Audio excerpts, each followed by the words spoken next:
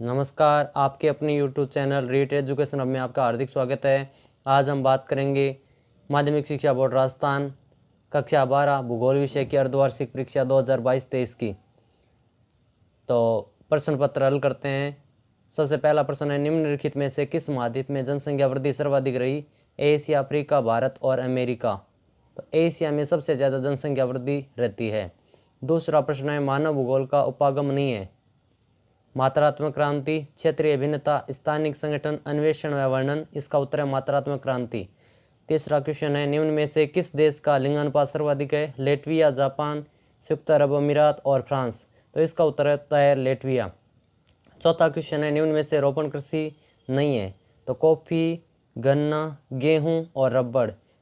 Coffee, गन्ना और रबड़ है वो रोपण कृषि होता है। गेहूँ एक वो खाद्यान्न फसल है। अगला क्वेश्चन है, रिक्त स्थान। प्रत्येक सड़क जो कि दो नोडों को जोड़ती है उसे योजक कहते हैं। इसका उत्तर होगा योजक। भारत का चावल उत्पादन में द्वितीय स्थान होता है, पहला चीन का है।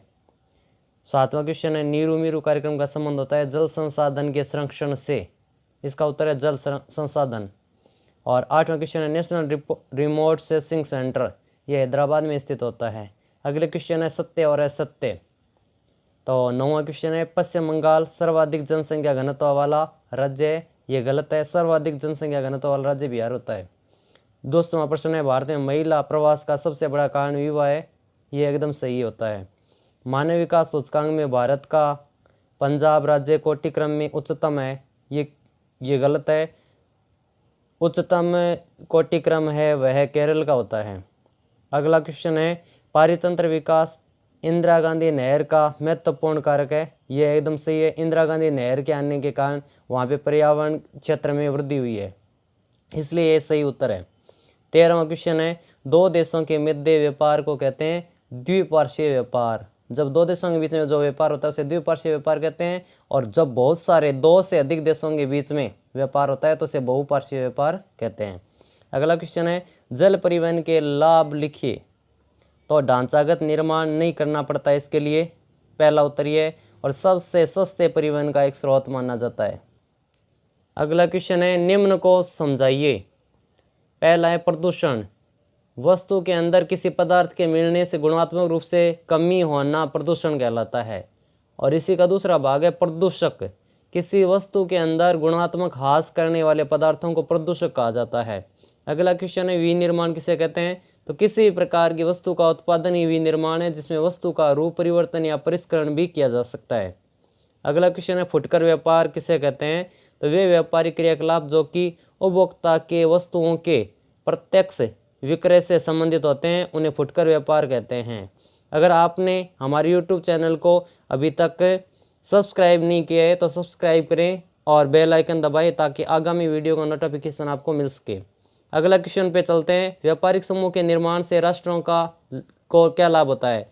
तो इसका उत्तर होगा, वस्तु को समय पर निपटान होता है, विदेशी मुद्रा का विनिमय होता है, सभी वस्तुओं की आवश्यकता की पूर्ति सुगम होती है, विदेशी संबंधों में मधुरता आती है और व्यापार में हमेशा गतिशीलता बनी रहती है। अगला क्वेश्चन है, विश्व के मानचित्र में निम्नलिखित स्थानों को दर्शाइए। तो पहला जो जगह पूछी है वो है पर्थ। तो पर्थ ऑस्ट्रेलिया में पड़ता है। शिकागो संयुक्त राज्य अमेरिका का भाग होता है। मॉस्को है वो रूस के अंदर और चेन्नई है वो तमिलनाडु की राजधानी होती है भारत के अंदर। अगला जो क्वेश्चन है वो है कि भारत के मानचित्र में निम्नलिखित स्थानों को दर्शाइए। तो उसके अंदर पहला भाग दिया हुआ है हुगली क्षेत्र। तो हुगली क्षेत्र है वो पश्चिम बंगाल के अंदर आता है। दूसरा है बेंगलोर तमिलनाडु क्षेत्र। तो बेंगलोर है वो कर्नाटक में और तमिलनाडु के बीच का जो भाग है उसको बेंगलोर तमिलनाडु औद्योगिक क्षेत्र के रूप में जाना जाता है। अगला है गुड़गांव दिल्ली मेरठ क्षेत्र। तो गुड़गांव हरियाणा में होता है, दिल्ली केंद्र शासित प्रदेश होता है और मेरठ है वो उत्तर प्रदेश के अंदर होता है। तो गुड़गांव दिल्ली और मेरठ के बीच का जो भाग है उस भाग में यह औद्योगिक क्षेत्र है। चौथा है मुंबई पुणे क्षेत्र। इसे भी मानचित्र में दिखाना है तो मुंबई और पुणे दोनों महाराष्ट्र में होते हैं, तो इन्हें महाराष्ट्र में एक साथ दिखाया जा सकता है। अगला क्वेश्चन है, ग्रामीण बस्ती किसे कहते हैं? वे बस्तियां जो कि अधिक निकटता से तथा प्रत्यक्ष रूप से भूमि से नज़दीकी संबंध रखती है उसे ग्रामीण बस्तियां कहते हैं। विशेषताओं की बात करें तो इनका आकार छोटा होता है और इनका मुख्य व्यवसाय कृषि ही होता है। दूसरा क्वेश्चन इसी के अंदर पूछा है, नगरीय बस्ती किसे कहते हैं? नगरीय बस्ती को परिभाषित करने के लिए जनसंख्या को आधार बनाया गया है। भारत में वो स्थान जो नगर पालिका, नगर निगम, छावनी बोर्ड क्षेत्रों तथा जहाँ की जनसंख्या 5,400 व्यक्ति प्रति वर्ग किलोमीटर में जनसंख्या घनत्व होता है और 75% लोग गैर कृषि कार्य यानी प्राथमिक क्रियाकलापों के अलावा अन्य प्रकार के क्षेत्रों में कार्यरत होते हैं, तो उसे नगरीय बस्ती कह सकते हैं। अगला क्वेश्चन है इसी के अंदर, गैरीसन नगर। गैरीसन नगर को छावनी नगर भी कहते हैं। इनका विकास सैन्य संबंधी कार्य हेतु किया जाता है। यहाँ पे मुख्य रूप से सैनिक अभ्यास, प्रशिक्षण का कार्य होता है। कार्यालय व सेना संबंधी अन्य कार्य भी होते हैं, जैसे कि अंबाला, जालंधर, मऊ और उधमपुर, ये सारे इलाके गैरीसन नगर कहलाते हैं। या सामान्य भाषा में कहे तो छावनी नगर को गैरीसन नगर कहा जा सकता है। अगला क्वेश्चन पूछा है, ऊर्जा के अपरंपरागत स्रोत कौन कौन से हैं? तो उसमें सौर ऊर्जा, पवन ऊर्जा, जल ऊर्जा, भूतापीय ऊर्जा और बायोमास यानी जानवरों के गोबर के द्वारा तैयार होने वाली ऊर्जा, बायोमास वगैरह इत्यादि को सभी को अपरंपरागत स्रोतों के अंदर शामिल किया जा सकता है। अगला क्वेश्चन है कि भारतीय कृषि की समस्याएं बताइए और इसके अथवा में उद्योगों को प्रभावित करने वाले कारक कौन कौन से हैं? तो भारतीय कृषि की समस्याओं की बात करते हैं। पहले अनियमित मानसून पर निर्भरता। पहली जो समस्या है वो अनियमित मानसून की निर्भरता, यानी मानसून है वो समय पर नहीं रहता है, आता है तो जल्दी चला जाता है, या बरसात कम होती है, कहीं पे ज़्यादा कहीं पे कम। इस कारण से कृषि की समस्या हो रही है। और निम्न उत्पादकता, भूमि के अंदर उत्पादकता घट गई, इस कारण से उत्पादन कम होता है, क्षेत्र ज़्यादा बोते हैं और उत्पादन कम होता है।